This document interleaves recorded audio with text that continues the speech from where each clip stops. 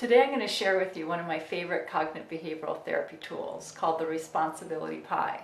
And it's a really good tool to use for the over-responsible monkey mindset. And by over-responsible, I mean when you take responsibility for other people's needs and their feelings instead of taking responsibility for your own.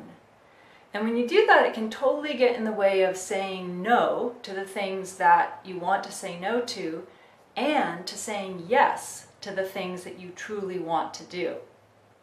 And I'm going to use an example of a client that I'm working with who I will call Nancy.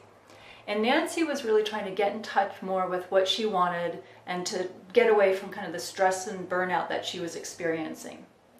So the therapy homework that she came up with was that that weekend she was going to go for a drive to the beach by herself without her husband.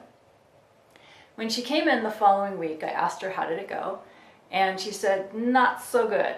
And what had happened was when she told her husband that her plan was to take a drive by herself, his face kind of crumpled and he looked really disappointed, and this was painful for her, and so she ended up going to the beach with her husband, and she felt resentful about it.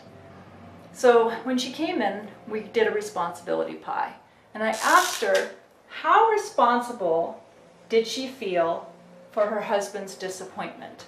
And she said 100% responsible, because if she hadn't said that she wanted to go to the beach by herself, he wouldn't have been disappointed. Then I asked her, all right, what were the other factors that might have contributed to his disappointment? And she thought about it and she said, well, he's had a stressful week at work, and he's been feeling sort of depressed about his work. And I asked how much did that contribute to his disappointment? And she thought about it and she said, well, 25%. So 25% was stress at work, his stress at work. And then she thought some more and she said, well, also he's really never been somebody who likes to do things alone. He always wants to do things with her, and he's always been this way. And I asked how much did that contribute to his disappointment? And she thought that actually contributed a lot, like 50%.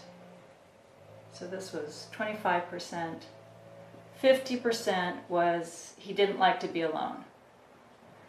And then she thought some more and she thought that about maybe 20% was that he really doesn't have a lot of friends or hobbies or things that he does on his own. So that was about 20%, which left only 5% of responsibility for her husband's disappointment, because she had put herself out and wanted to go to the beach by herself. So 5% was left for Nancy. Doing a responsibility pie can really help give perspective and help you take courage to take responsibility for the thing that you're truly responsible for, which is yourself.